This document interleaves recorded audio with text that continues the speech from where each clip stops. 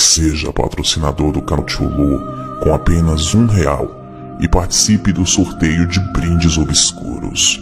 Os detalhes estão aí na descrição do vídeo. Com o passar dos anos, diversas lendas e casos são contados, histórias de terror que arrepiam até a nossa espinha. Você com certeza já deve ter ouvido algumas histórias, principalmente quando você era criança. Os mais antigos sempre têm uma história para contar. Hoje na internet existem diversas creepypastas e diversos contos urbanos. Seriam essas lendas urbanas reais? Infelizmente não podemos provar todas as coisas, mas existe um velho ditado que os antigos costumam dizer: onde existe fumaça, tem fogo. E acreditem vocês, nenhuma lenda urbana ou conto de terror surge por acaso. A maioria deles, tenho certeza, que se baseiam em alguma história real. E o intuito dessas lendas e contos urbanos não é somente assustar você, mas é te mostrar que existe um lado obscuro nessa vida e que nós devemos também nos preocuparmos com ele. Sentem-se, crianças. O Tio Lu vai contar uma história para vocês.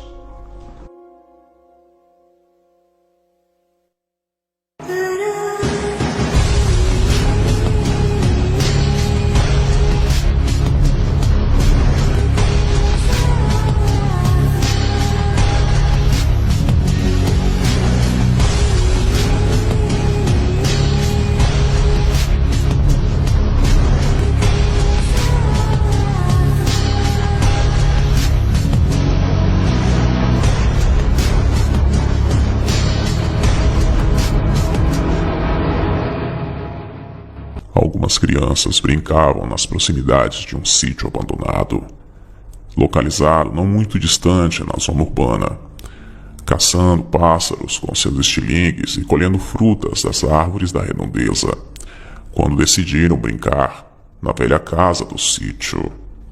De repente, os meninos saem da casa aos gritos de pavor, correndo entre as trilhas no mato circunvizinho que dava para fora daquela propriedade, voltando para suas casas assustados e totalmente em choque, contando a todos a cena que viram ali naquele casebre abandonado.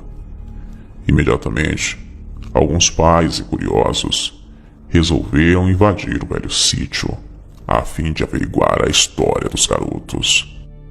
Pulando a cerca, que ficava aproximadamente a uns 100 metros da casa, que por volta estava cheia de mato, folhas secas e lixo trazido pelo vento, mas nada que justificasse o fedor que vinha de dentro do casebre abandonado.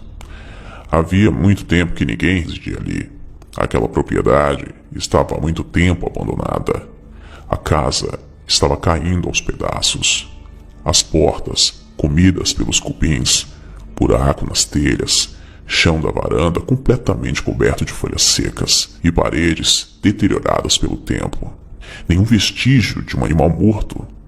Alguns homens da cidade que estavam ali para averiguar se armaram com pedaços de pau, pedra e tudo que podiam encontrar pelo caminho dentro da propriedade em direção à casa. Lentamente eles se aproximam da porta, que possuía 2 bandas, porém uma estava tão destruída que continha-se pendurada apenas por uma dobradiça. Uns olhavam um para o outro, tampando o nariz de tamanha podridão. O fedor era imenso, e continuavam a se perguntar de onde vinha aquele fedor. Um dos que ia à frente chuta o único lado perfeito da porta, arremessando restos podres no chão. Entra gritando com um pedaço de pau na mão, até paralisar-se, vendo a bizarra e terrível cena em sua frente. Os demais o acompanhavam lentamente, enquanto outros voltavam imediatamente diante da horripilante visão que estava à sua frente. No centro da sala, com o telhado furado, deixando penetrar somente alguns raios de luz pelo telhado. Estava um homem amarrado por uma corda que vinha da linha central do telhado. O mesmo encontrava-se de cabeça para baixo, todo em estado de putrefação. À sua frente, outro estava sentado, com o corpo para a frente. Em volta de si, pedaços de corpos retalhados, mãos, pés, orelhas e um braço. Se aproximando mais, dava para perceber que por baixo do homem amarrado encontrava-se uma tigela que dava para concluir que aparava o sangue do indivíduo. Os dois corpos estavam cheios de bichos, estava em estado de decomposição muito avançado, e o mau cheiro era terrível. Uma sensação de morte tomava conta daquele ambiente. Alguns que estavam ali presentes não suportaram o fedor e vomitaram. Os cidadãos, de imediato, ligaram para as autoridades competentes, que chegaram até o local para analisar os fatos. Como se tratava de algo sério, bizarro, encaminharam o caso para as autoridades superiores. Todos os lados estavam voltados para aquela pequena cidade. Tanto a mídia como a população esperavam a perícia decifrar tal caso. Afinal, o que poderia ter acontecido? Poucas explicações foram dadas e, dentre muitas especulações, a conclusão é que tratava-se de bruxaria. Pouco a pouco, o caso foi sendo esquecido pela população. A casa do sítio foi derrubada e o terreno ficou desabitado, dando espaço a uma vegetação de mato fechado. Um ano depois, ninguém nem mesmo se lembrava do caso. Lucas Mato, um jornalista da capital, havia acompanhado por partes o caso até, se possível, arquivamento. Um ano depois, os editores-chefes do jornal policial resolveram abrir uma reportagem investigativa. Resolveram apurar os fatos e voltar o caso à mídia, encarregando Lucas de tal tarefa. Através de contatos na polícia, ele inicia a investigação, entrevistando agentes que na época encarregaram-se do caso. Investigando mais a fundo, descobriu que o mesmo caso foi abandonado.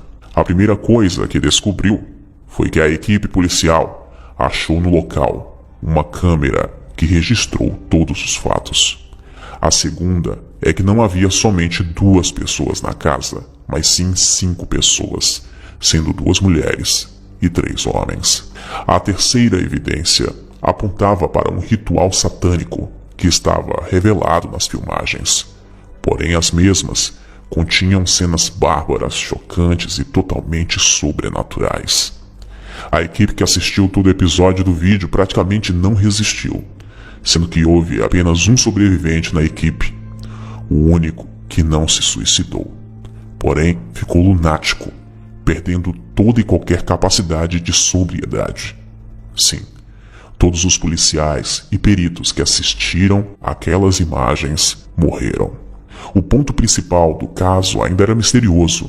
O vídeo desapareceu misteriosamente e virou motivo de grande temor na polícia, sendo que ninguém sequer referia-se ou tinha a ousadia de falar no caso. O mito entre tais era que o vídeo matava quem o assistisse. O jornalista, apurando os fatos, chegou o mais perto possível do paradeiro daquele vídeo. A polícia destruiu o mesmo, porém um mês antes, alguém havia copiado a fim de jogar as imagens na internet. O pior ainda estava para acontecer.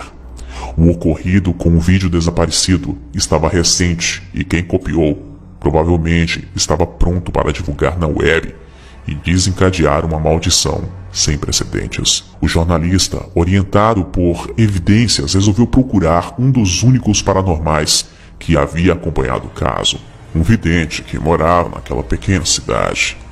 Ao procurar o vidente, que o recebeu de muito bom grado, ele perguntou: afinal de contas, o que de fato continha naquele vídeo? Um ritual satânico? Por isso que aquelas pessoas estavam mortas porque elas foram sacrificadas? Alguém fez o ritual e filmou aquelas barbaridades?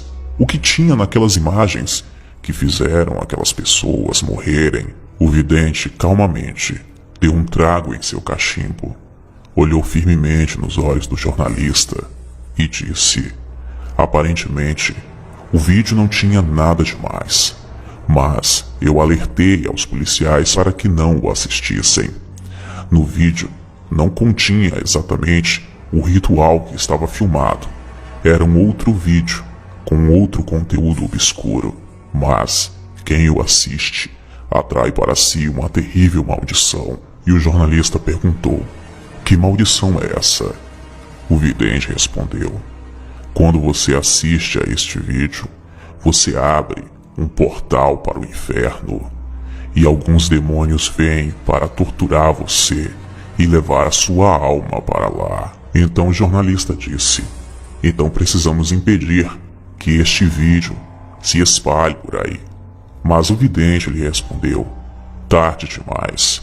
Este vídeo já está na internet e, para piorar ainda, está no YouTube.